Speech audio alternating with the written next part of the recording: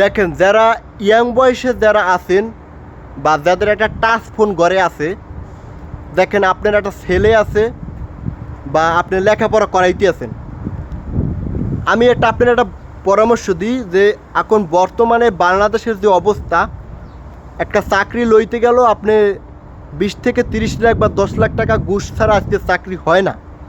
এটা বাংলাদেশ, এটা আমার বাংলাদেশ, এটা বাহির কান্ট্রির মতন চাকরি নিয়েও কিন্তু বাংলাদেশে বসে থাকে না।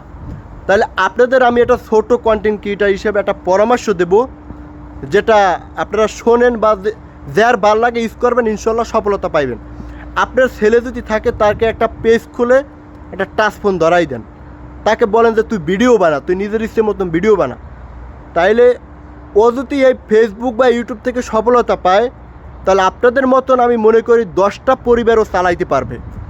কারণ ফেসবুক আর ইউটিউবে যে এমন একটা ডিমান্ড আসে, এই জিনিসটা যারা ছোটোকাল হইতে পরিশ্রম করে, আমি মনে করি আমার বাপ মা যদি আমার যদি আগে একটা ইউটিউব চ্যানেল বা একটু পেজ খুলে দিতে, তাইলে আমি এই প্রবাসে বসে বা যে টাকা ইনকাম করি সেটা আমি ফেসবুক বা ইউটিউব চ্যানেল থেকে আমি ইনকাম করতে পারতাম।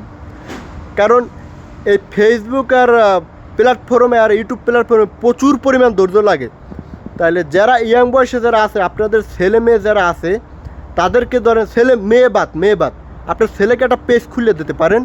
তাহলে পেজ খুলে দিয়ে বলেন যে ভিডিও বানা, শর্ট ভিডিও বানা, কমেডি ভিডিও বানা। তাহলে আপনার ছেলে চাকরি করিয়ে বা লেখাপড়া খুয়াইয়া যে টাকা ইনকাম করবে, আমি মনে করি তার চেয়ে 14 টাকা আপনার এই ইউটিউব ফেসবুক থেকে ইনকাম করতে পারবে। কারণ এই ইউটিউব আর ফেসবুকে যারা সফলতা পাইছে, আপনি যে একটা সরকারি চাকরি করে সে কিন্তু একটা 5তলা বিল্ডিং গাড়তে পারে না, কিন্তু এই ইউটিউব আর ফেসবুক থেকে যে সফলতা পাইছে সে কিন্তু একটা 5তলা 10তলা বিল্ডিং গাড়তে পারে। কারণ এখানে অনেক পরিশ্রম আছে। দেখুন, লেখাপড়ায় যেরকম পরিশ্রম দেয়, এই পরিশ্রমটাও যদি ইউটিউব ফেসবুকে দেয়, তাহলে আপনিও সফলতা অর্জন করতে পারবেন। আজকের শিক্ষা মেরুদণ্ডের যে সম্মান, তার চেয়ে একটা ইউটিউব সেলিব্রিটির সম্মান বর্তমানে বাংলাদেশে বেশি। আশা করি আমার কথাটা বুঝতে পারছেন।